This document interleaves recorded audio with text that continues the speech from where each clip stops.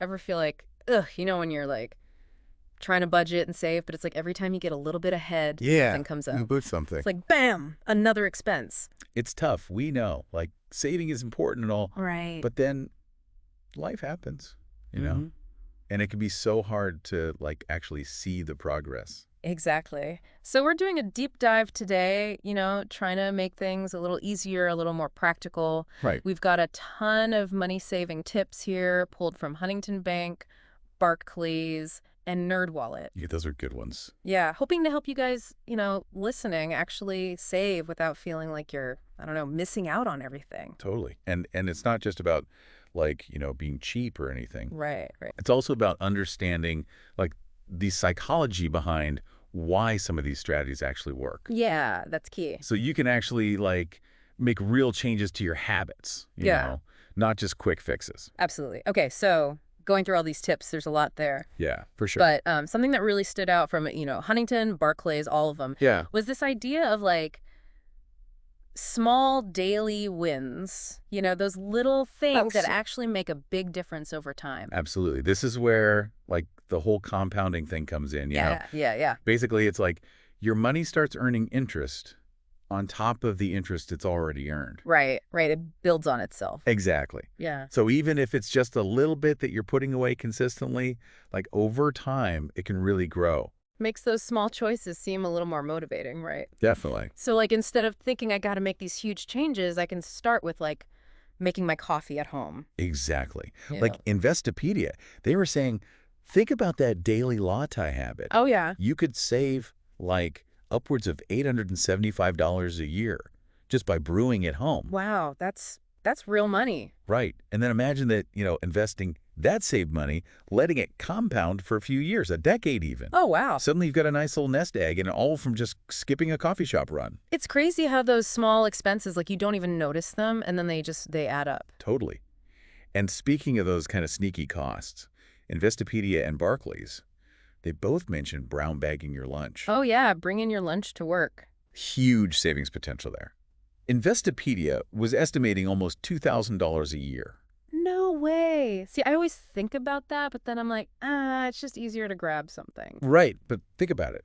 It's not just the money either. Okay, yeah. That's time.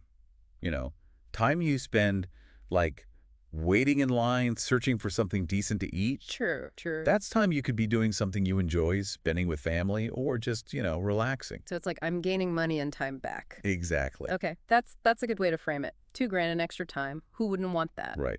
Now, moving beyond the coffee and the lunch, Barclays had this interesting tip Oh, yeah. about checking out police auctions. Police auctions. Yeah. For lost and stolen stuff. They Mhm. say you can find, like, anything, bikes, electronics, all way cheaper than retail. Okay, that's a new one. I mean, I do love a good deal. And finding something unique, that's fun. Right. But I could also see how that could be dangerous. Getting caught up in the excitement and then overspending. Oh, absolutely. That's where I think being mindful is really important. Yeah. Like, even if it seems like a steal, a crazy good deal, take a second. Yeah. Ask yourself, like, do I really need this? Or am I just, like, excited about the discount? It's so easy to get caught up in that. Totally. Before you buy anything, think, what's its purpose? Do I really need this? That's a good rule for, well, basically any shopping trip, I think. Sure. Yeah, it's like, gotta be honest with yourself. Really, like, is this a need or just want? Gotta love those sales, though. Totally. And speaking of needs, I feel like groceries are one of those things where it's so easy to overspend. Oh, for sure. Like, everyone's gotta eat, but those grocery bills can be brutal. Yeah, no kidding.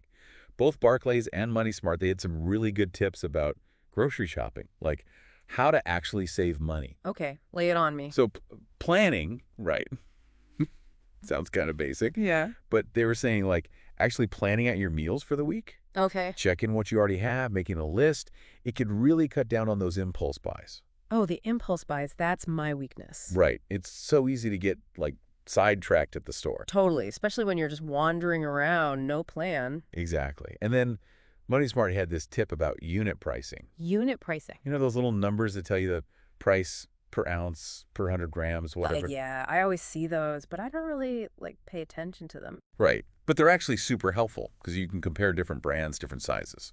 Oh, so like sometimes the bigger one isn't actually the better deal. Exactly. Yeah. Especially if you end up throwing half of it away.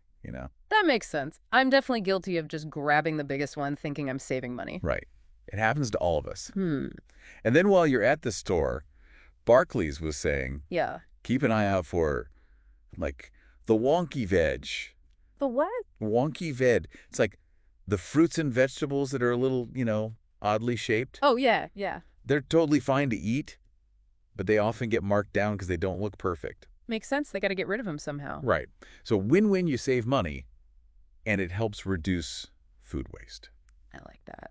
And speaking of waste, Money Smart was a big fan of meal prepping. Meal prepping. Yeah, like cooking in bulk saves time during the week, and you're less likely to, let food go bad in your fridge. It's like that saying, failing to plan is planning to fail, but like with food and money. Exactly. Plan ahead, save money, reduce waste. It's all connected. I love it. Okay, so we've talked about planning, watching our unit pricing, embracing the wonky vegetables. We're on a roll. What else? What about like what we're actually eating? Oh, right.